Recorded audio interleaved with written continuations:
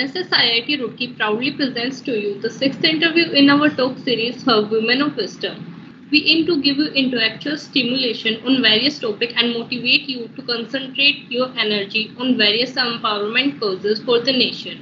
With this note, we would like to introduce our very guest, Ms. Uma Subramanian. So we are so honored to introduce our guest for today's talk, Ms. Uma Subramanian, who is founder and co-director at ARAMP India Initiative.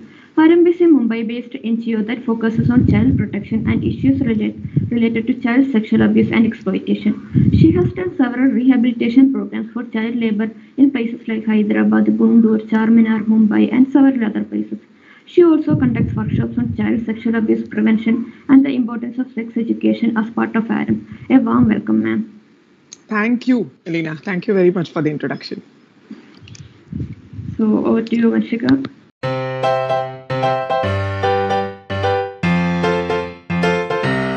Yes, my first question to you, ma'am, is ARAMP is an initiative that focuses on child protection and issues related to child sexual abuse. So can you briefly explain to us the different activities ARAMP does and the procedure it follows? Yes. So I think one of the most important things when we started ARAMP was to look at the issue of child sexual abuse and protection of children in sort of a multi-dimensional way. So what we do is we have about 10 to 12 training modules. And as a principle, what we do is we talk to adults on how do you protect and prevent, child sexual abuse. So we conduct trainings and workshops for adult stakeholders like police officers and child welfare committee members, institutions, etc. We also conduct periodic research on issues, gaps that we identify in child protection. We have a team that works on specific cases, which are, let's say, some of the most difficult cases in that sense, where children or families are in extreme distress, or the child is really not falling in the heteronormative framework. So we provide sort of on-ground victim support.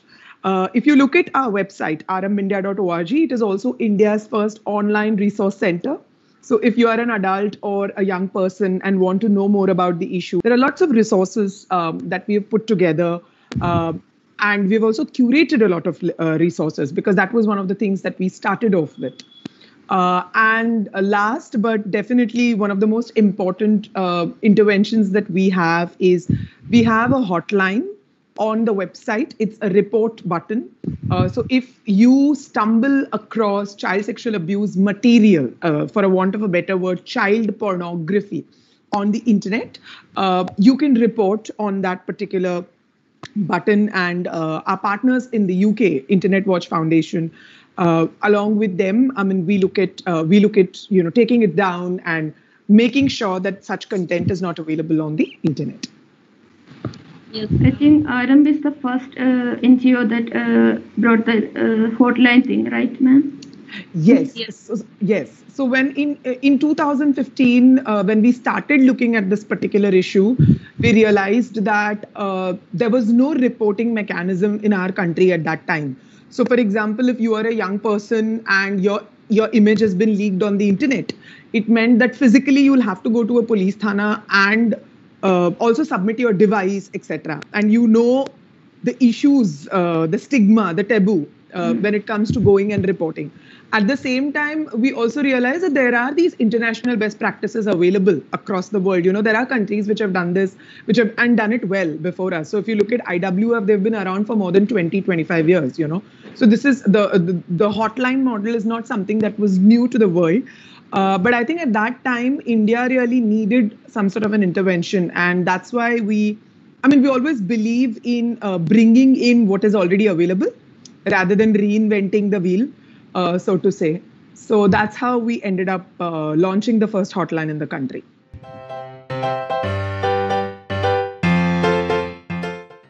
Yeah, so ma'am, the second question is, our country lies at a terrible level in the case of child protection. We all know that. And we know that ARAMP has been addressing this issue since 2012. So ma'am, how difficult was the situation back then and how much it has improved now? Wow, that's I looked at that question and I felt that's a tough one to answer because I think one of the most important things that we have to realize, and we are as a sector, I think we are working on it, and as an organization, definitely we are committed to working on it. Is there is no baseline really? I mean, what is the baseline, right? So how do I define this change? Whether things have changed, whether things have not changed, how do I define it? Do I define it by looking around me? Do I define it by looking at the data? So if we're looking at crime statistics, we are seeing that the crime statistics have gone up. Right, the number of cases that have been reported have gone up. Now, is that a bad thing? Maybe not, right? Because that only means that people are having faith in the system. People are going and reporting it, right?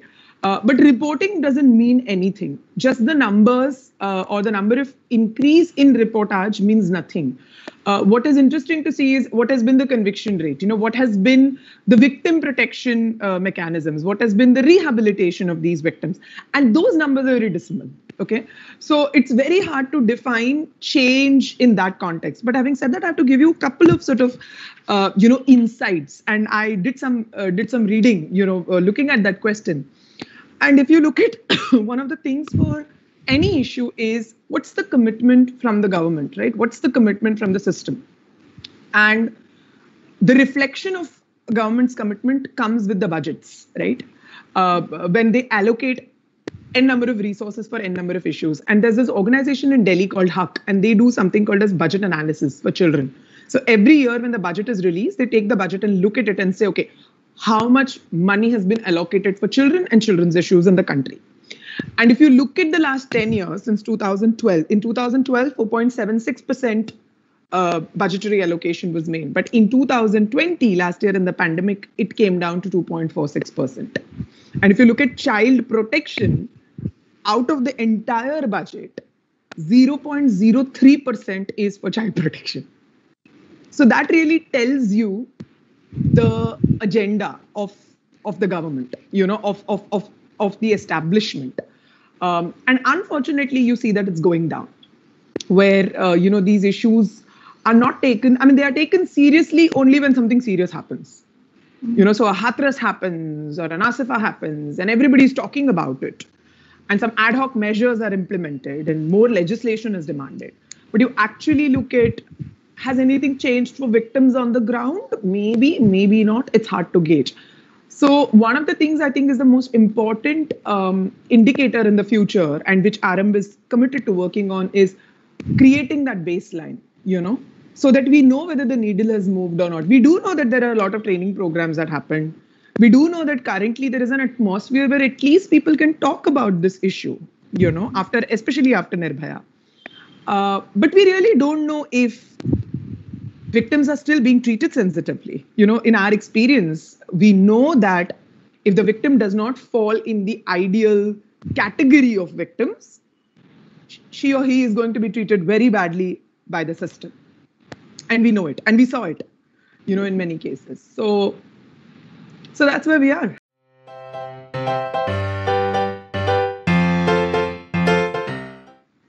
Yeah, ma'am. That's a very well-researched and well-framed program. So we must admit that Aarambh is a remarkable initiative. So we wonder if there was any particular incident that ignited your mind to start this, or was this something you wanted to do for a long time? Nothing like that. I mean, it's not a story of like, oh my God, one day I sat under a tree and I came up with this idea of let me start Aarambh. Unfortunately, I don't have a story like that. But I think one of the things that really sort of motivated me to look at this issue is in 2012, 2013, when I went to the Philippines for a training program, through my organization, ADM Capital Foundation. I was sent for the training program. And that was the first time really when I sat down and I was, I understood the issue of child sexual abuse, what it is, the dynamics, and really intrigued about what was happening in India. Till then, I think my focus was really looking at education of child laborers, or looking at rehabilitation program for working children and out of school children, etc. But one had really not taken a deep dive into the issue of sex and sexuality, or child sexual abuse for that matter. And I was extremely underconfident also to talk about sex and sexuality because I used to cringe like sexuality education lessons. I would run away in college, in my master's program. So it was an issue that was never addressed. But when I came back from the training, I think one of the first things I was very intrigued on is to look at what was happening in the country. And at that time, I think what I realized was the data that was available in 2007. It said 53% children in this country have experienced one or more forms of sexual abuse. But when one looked at the number of organizations that were working on this issue, I think at that point there were about only 7 or 8 organizations who were doing this kind of work. And almost all of them were working in urban areas. So your Delhi, Bombay, Chennai, Bangalore, but really not many organizations addressing this issue at that point. 2012 ki baat kar rahi hu. So I think that was one of the reasons where one felt, okay, this is an area where not much is happening. So how can one contribute, to the issue? And that was really the beginning of the journey. And of course, we partnered with the Mumbai-based NGO Prerna, and we ended up starting this initiative together. And that's how RM really began.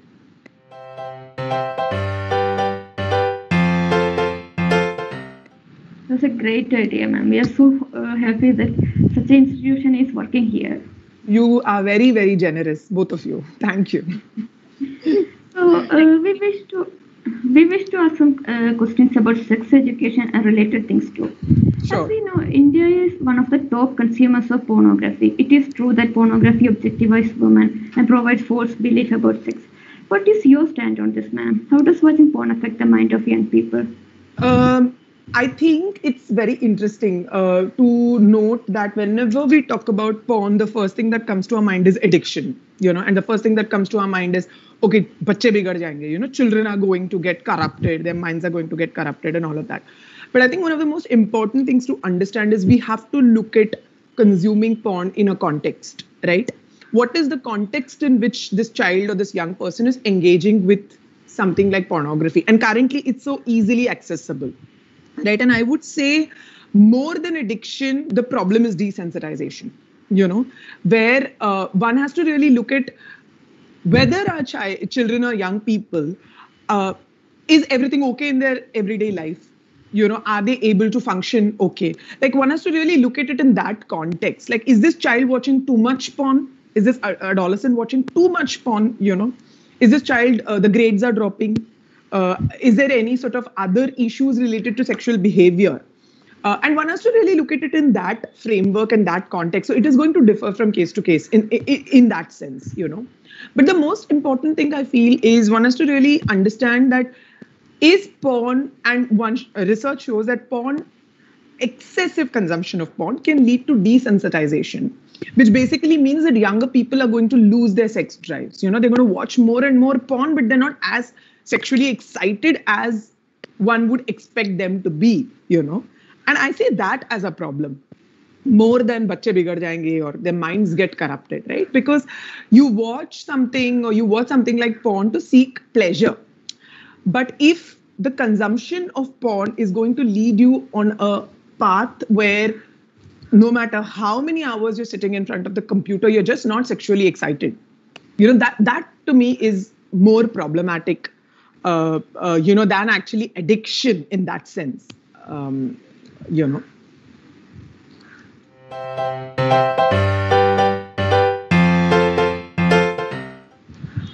Yes, ma'am. That's the, I think, ignored side of Yeah. So, as you have been suggesting that we have to talk about sex and sexuality. But many people, like as you have previously mentioned, that you were and there are many people in an orthodox family with obsolete beliefs who found it difficult to start such a healthy conversation among family members. So what is your suggestion to such people, how to start the conversation? And yeah, that's a big one, isn't it? I think we all talk about change. We talk about social change, and family is our first unit, where we start, where we have to start in that sense. And I do know that it's extremely hard. I mean, from my own personal example, I can tell you that it was not easy. It is never easy, right? But having said that, I think I do have some tips which I can sort of, draw from my own experience. I think the first thing is you'll have to find an ally in your family. So who is that person who is willing, who has some sort of, you have their attention. Who is that person? Is that your mother? Is that your father? Is that your elder sister, brother? Your dadi, dada, nana, nani, I don't know who that person is, right? So you definitely have to find allies within your family setup. And I do know it's extremely hard. So for young people who are listening to this and who are thinking, I'm going to start this conversation at home, it's not going to be easy because you cannot change the status quo in your house or outside your house within a day, right? It has to be a very, very gradual process. So make a note of it and also be ready for disappointments. They might completely throw this idea out, so just be mentally ready for that. The second, I think most important thing after you find an ally is find a moment, right? So you don't want to start a conversation related to sex or sexuality in a moment which is not very conducive for that person to discuss, right? Also, when you're picking an issue, move from non-controversial to controversial issues. So for example, if you want to talk about I would say don't jump into something like same-sex relationships. You have to start with something very simple, very sort of non-controversial. It could be about violence against children and women. It could be about sexual abuse of children, for example. And everybody has a very clear position. Ye galat hai, right? And then you really like dive into why is this wrong? What do you think is the problem? And that is really sort of a conversation. I also think you can use films, you can use media, you can use videos to kickstart a conversation. I don't know if you guys watched this Malayalam movie, which to me this year has been the best movie so far I've watched, which is called The Great Indian Kitchen. It's on Amazon Prime. And it's one of the best portrayals of, I think everybody should watch it, right? And if you look at, and one of the things that I did was I said, it's got nothing to do with sexual abuse in that sense. But if you look at really feminism and look at really women's rights, it's just like beautifully, put together. So I sent it to my family groups and I said, everybody should watch it, And then we had this huge discussion about, there was laughter, there was vehement sort of opposition of certain things, but there was acceptance about certain things. And you kind of have a conversation around it. So I think there are lots of material available right now to kickstart that conversation with your parents. And also, I think the most important thing for you is to understand that they're going to take time. They're going to take time to process a lot of this. They will also sometimes tell you that bahut tez ban rahe ho, like you're being very smart, huh? Like you're trying to teach us. We produced you. And now you will tell us about, things related to sex and sexuality. But I think it's important for us to be able to understand that it comes from a place of, the typical parenting journeys that they've had, where they've always looked at children as children, and they really don't. Sometimes parents are rigid and they don't understand that our children can probably know more than us. So I think start slow. Start and build on it, and really choose an ally. Like really unke kaan bharte raho in that sense. You keep on like slowly telling them, and it's going to be hard. It's not going to be easy. So, yeah.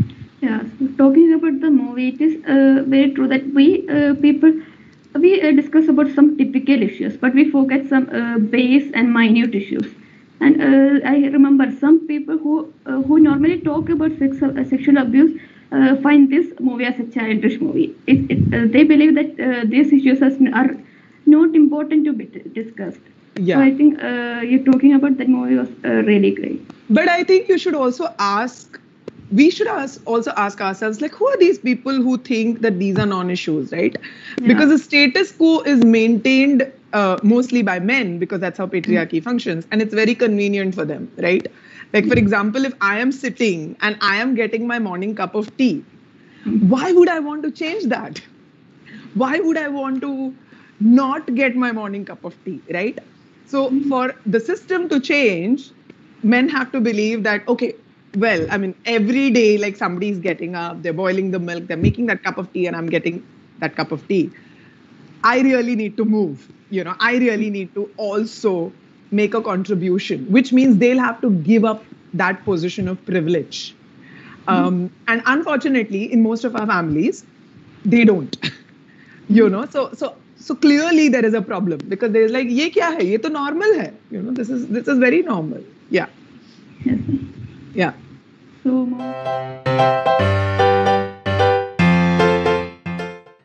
mount to our next question. We have heard you suggesting that we have, already discussed. Yeah. So we expect, about the recent controversy about the Mindra logo. So do you think their previous logo is offending women? I wish to hear your opinion on this matter. To be honest, I think unless and until the controversy happened, one really didn't look at the Myntra logo with this kind of, like a microscopic view didn't happen.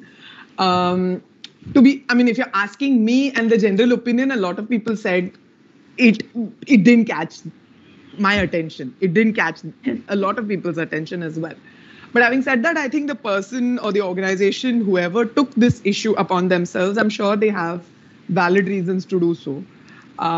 So it's really, and clearly when they took it to the authorities also found something problematic. But if you're asking me, I had to really search for what was problematic. Like, it did not catch my attention. And now if you look at the new logo as well, I'm like, what changed? And then somebody really had to point out saying, this is what changed. I was like, okay, so yeah, to me, it was a non-issue, but I'm sure like people who took it up, for them, they felt more passionately about this issue than most of us. Yeah. Yeah, the conversation was also going around like it depends on your state of mind. It depends on how you see it.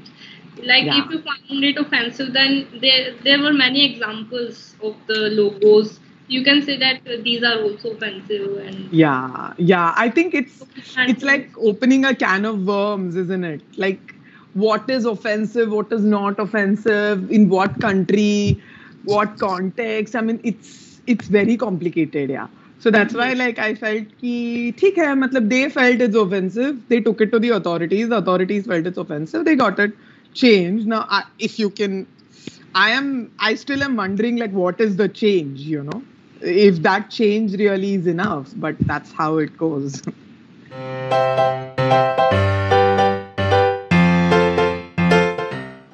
yes. Yeah. So moving on to next question. India ranks 133 out of 167 countries in Women, Peace and Security Index. We all know the rape incidents in our country are frequent and depressing. What do you think are the reasons for that? And what immediate actions can we take towards improving women's and children's security? I think one of the most important, there are a lot of reasons, but one of the most important sort of aspects of this is, like I said, when we started this conversation, is how serious is the establishment about protecting our women and children, right? Like, this is a question we ought to ask. And I think it goes down to development indicators, right? Like when people say, oh, in a country, if you have good public transport, it's a good country. A country which has like, clean water, sanitation and health, it's a good country. I really want us to think about, are we going to look at India and are we going to look at the world and say, a country where the women and children feel safe is a good country? Is that really an indicator of a developed country, where children and women can go out, can feel safe, Until the time we really don't start shifting our viewpoints on what is development in that sense, I think this is going to be a persistent issue, right? Because this is never going to be a priority in that sense. But I think as people, we need to make it a priority for the government. And we need to really tell them that this country has to be, safe in that sense. I think the other issues that we find is, clearly it's not even about sensitivity. It's just about doing your work, right? So my thing is, if there is a policeman and your job is to get, victims to register complaints, just do your work, do your work with some level of common sense, and most of it, is sort of taken care of. So I think,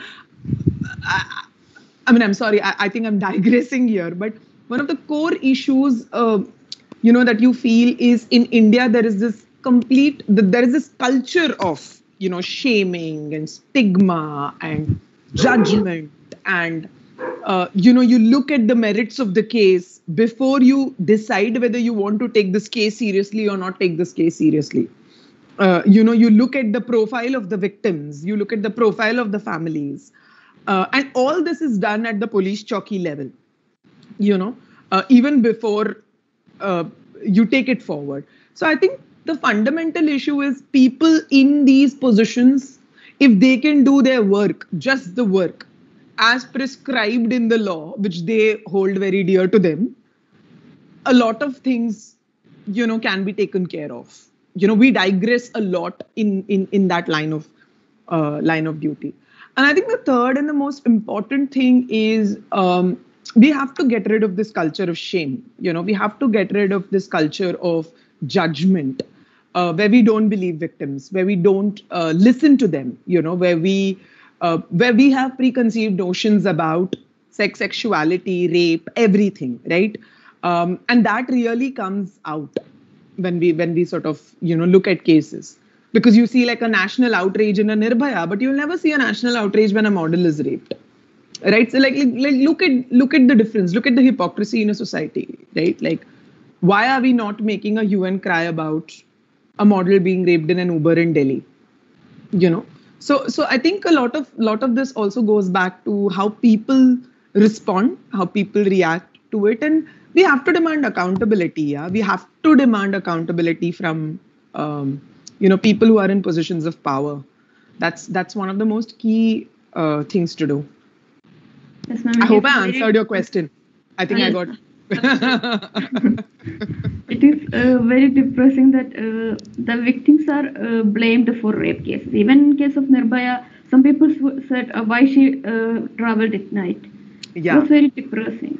Yeah, I think it's very important for us to remember that Nirbhaya, of course, there were some people who said, why did she travel at night? But if you look at her profile, she was the ideal victim. That's why she became India's daughter, right? She was, and this is something that I say in many of my training programs, where if you look at her profile, she was Adarsh in that sense, right? She was from a lower middle class family, aspirational, wanted to be a doctor, and it was only 9:30. She was watching Life of Pi, and she was out with a man who was her to-be husband. It was not very late. She was not dressed in a provocative manner in that sense, and she ticked most. And of course, the way the rape happened was extremely gruesome, right? So it could really capture all our anger in that sense. But I always ask people, like, if she was not a medical student, if she was a bartender, if she was with a man whose status in her life is not known, if she was in a private car, if she was 3 drinks down, would we as a country have called her India's daughter? And does that mean that the other girl is not India's daughter? So, and I think that's the introspection that one needs to make. Mm-hmm. If the answer is no, then we know we are living in a country of hypocrites. Yes, we really need to discuss about these issues. Yeah. So, ma'am, even though talking about sex is considered a taboo today, if we dig deep into our ancient books, sculptures, and paintings, we can find that during those times, sex and human body were explored bravely. Isn't it interesting that this culture changed over time? Do you think that the old approach was better? What do you think made this transformation, ma'am? I was again looking up, some of this, and I think one of the things that caught my attention was previously, like, one felt that this whole concept of sexuality was not very linked to morality. People were free to express and explore themselves, and I think I was reading this article, which was, I think, on Scroll by where this gentleman called Mr. Sudhir Kakkar, and this was really his sort of, take on this, where he talks about, with the invasion of India, by Britishers and, by the Mughal emperors, like one saw one shift, right? In how the approach towards sexuality changed, But at the same time, I think he pins it on something, in Hinduism, which he calls this Brahminical Puritanism. And for a want of, I'll just simplify it. It's basically this entire tradition in Hinduism which talks about self-discipline and abstinence, and, and being God-fearing means not doing impure things, right? And sexuality considered to be impure in that sense. So I think a lot of it is got to do with, how our notions changed over time. And unfortunately, how this entire Brahminical Puritanism kind of took over, our sensibilities, where even today, certain things are considered pure, certain things are considered impure, on sort of a everyday basis. And I think one has to really sort of analyze it from that lens, I feel. When you start labeling things as this is right, this is wrong, this is pure, this is impure, you automatically are going to create, a society where there is repression, a society where people are going to hide and do things because clearly, there is disapproval of anything which is other than normative. So, yeah. Thank you very much, ma'am, for joining us. That was a really very great experience with you. Not at all. I think, first of all, I just want to thank you, young girls, and for starting something like this. Thank you for having me and, listening to me. I just hope it was worthwhile and it was worthy of your time. I just want to wish you all the very best. And I also want to tell you that young girls like yourselves are going to be the torchbearers of the change that we are going to see in this country going forward. Young women like you, not girls, sorry, young women like you. I think the more you speak up, the more you read, the more you empower yourself with the right kind of knowledge, I think you can really begin that change, in your classroom, in the institution that you're a part of, in your families. And I think the second most important thing I want to say before we close is the young men in the institution that you're a part of. I think they are also going to be one of the most important, factors that is going to decide how this country looks in the future. Because if men and boys are not in the forefront of starting this conversation, I don't think we will be able to, make that change in the way that we want to. So I just want to thank all of you for having me here, and all the very best. And if you need any information in future, happy to help. Yes, ma'am. Welcome. We are so happy we got you here. Not at all. It's been an absolute pleasure. I genuinely, thoroughly enjoyed reading your questions and, preparing for them and answering them. So thank you for having me. It's been a pleasure.